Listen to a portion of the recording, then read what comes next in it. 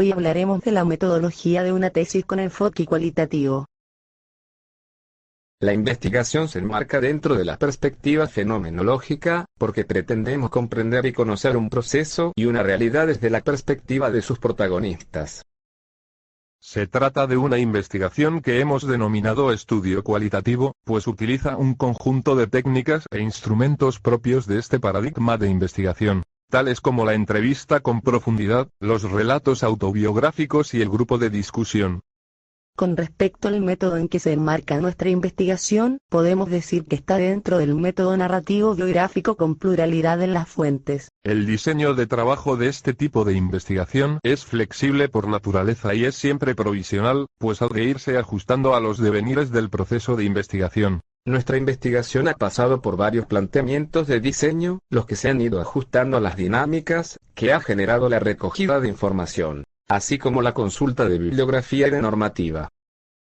Hemos empleado 8 relatos autobiográficos realizados por los propios individuos, además de un grupo de discusión final, en que se reunió a 6 profesionales en ejercicio, algunos de los cuales ya habían participado como informantes mediante la aportación de relatos o entrevistas, además de otros y otras, que hasta ese momento no habían tenido ningún acercamiento a la investigación.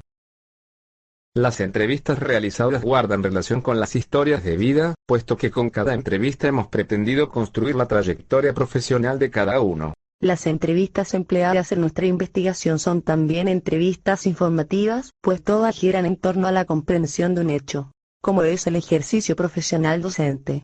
Para recoger estos testimonios, realizamos 14 entrevistas profundidad a 12 informantes. El guión de las entrevistas contempló la motivación para dedicarse a la educación, la trayectoria profesional, los mejores momentos profesionales, las satisfacciones, Los peores momentos profesionales, los conflictos, los cambios, las relaciones con profesorado, familias, alumnado. Como vemos, se trata de cuestiones formuladas de forma muy general, lo que se hizo intencionadamente para no cerrar en exceso las temáticas y posibilitar la libertad en el relato. Para el grupo de discusión, se empleó un guión similar al de las entrevistas, cuestiones que fueron preparadas con antelación. Aunque también se dejó un margen para la incorporación de asuntos imprevistos que pudieran emerger en el transcurso del debate. En nuestra investigación hemos contado con un total de 22 informantes, en diferentes grados de participación. Pues hay desde quienes más se han implicado y han participado en más de una entrevista, además de en el grupo de discusión. La mayoría de las entrevistas se han llevado a cabo en espacios cotidianos para los y las informantes, casi siempre en sus centros. A pesar de que la grabadora fue un factor que hizo sentirse un poco incómoda a una de nuestras entrevistadas. En general, en todos los casos, el clima de las entrevistas fue muy positivo, o al menos así lo percibimos. El ambiente del grupo de discusión fue muy agradable, pues se tuvo en cuenta que no estábamos ante respuestas correctas ni equivocadas, sino ante diferentes puntos de vista, todos igualmente válidos y respetables. A la hora de tratar los datos recogidos en la investigación, hemos tratado de mantener siempre presente el objeto de estudio de nuestra investigación, la construcción del perfil profesional de los docentes. Para descubrir estas claves de interpretación, hemos diferenciado entre unidades de registro y unidades de contexto, entendiendo por unidades de registro, aquellos datos en bruto o fragmentos de texto, ya sean procedentes de entrevistas, de relatos, o de participación en el grupo de discusión que serán objeto de análisis. Estas unidades de registro, por otros autores son llamados indicios.